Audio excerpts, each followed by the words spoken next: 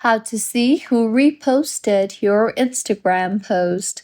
Hello everyone, I am Bishaka and welcome to our channel. Now let's get right into the tutorial.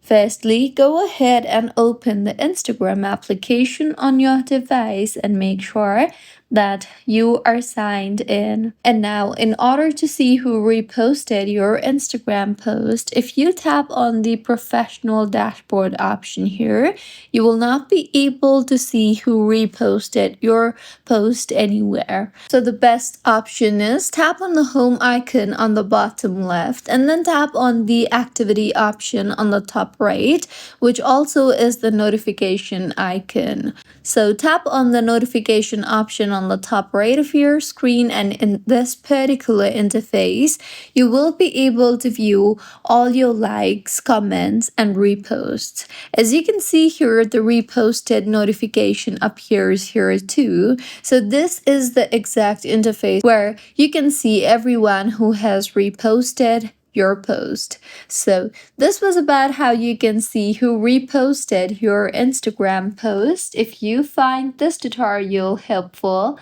please like the video and do comment if you have any queries. Also, do subscribe to our channel for more helpful tutorials like this. See you on the next one.